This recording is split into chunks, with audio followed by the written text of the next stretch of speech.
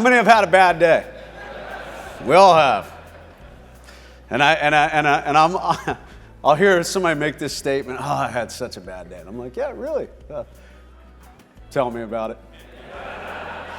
And they're like, oh, I woke up late and, I couldn't find my keys and I got out the car and I had coffee on my suit and, then I'm driving, I get to work, the boss is upset and man. I'm like, aw, that's cute. That's real cute. Let me tell you about my bad day. You guys heard about my bad day in the initial speech. That day became a benchmark for me. It changed everything in my life. And I have definitely had a very unique journey even up to that point.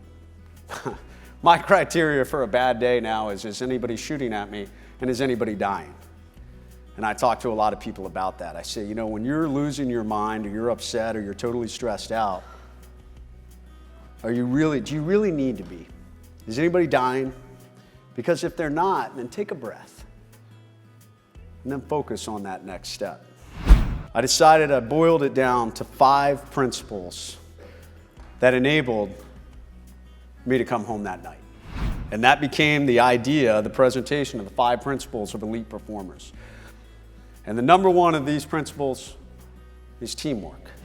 I love this picture because if you look, first time I ever saw this picture, I was like, that slacker.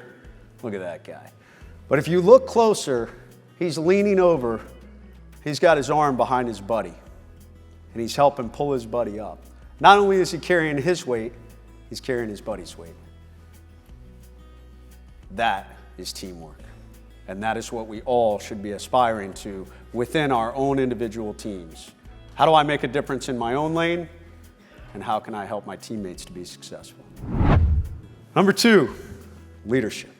Imagine, if you will, this chair represents a fence that runs the length of this stage.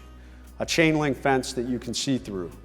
On one side are the individuals that you lead. On the other side are your superiors, those you report to. Everybody falls on one side of the fence or the other. The truly best leaders that I've seen stand on top of the fence. They climb up and they're on the top.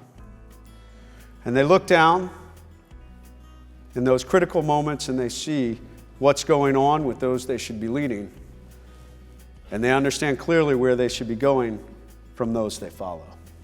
And in those critical crisis moments, they will step down from one side of the fence to the other.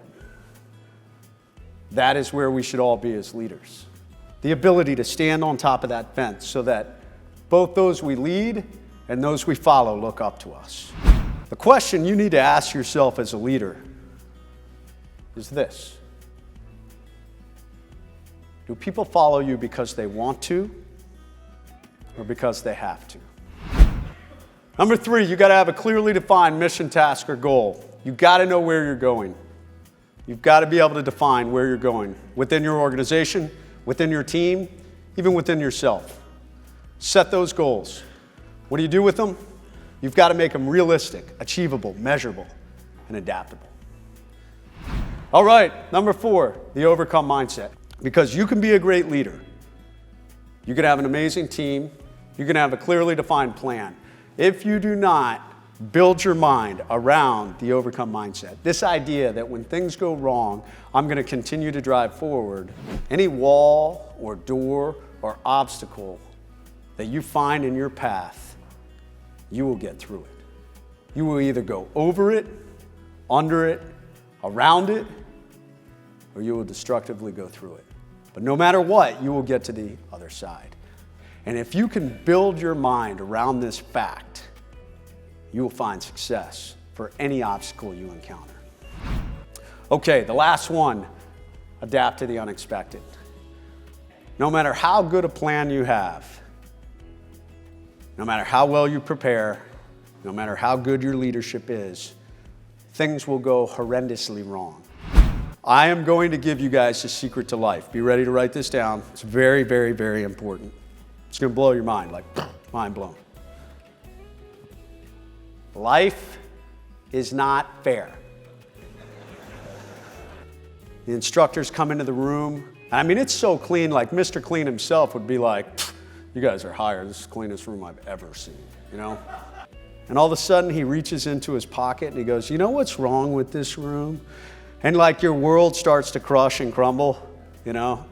Like, and you're like, oh God, here it comes. He reaches in and he pulls out a handful of sand right in front of your face and he drops it onto the floor and he goes, there's sand on your floor. The lesson they're teaching you is that you can be perfect and it still will not go right. And what they're looking for is the individual that can put a smile back on his face and say, all right, guys, we're going to be perfect next time. And it may not go right, but we're still going to drive forward and find success. The mark of any man, woman, or organization is not found in their past, but how they overcome adversity and build their future. Quitting is never an option. And regardless of the overwhelming obstacles or adversity in your path, you always have the opportunity to overcome. It is your attitude that will determine the outcome.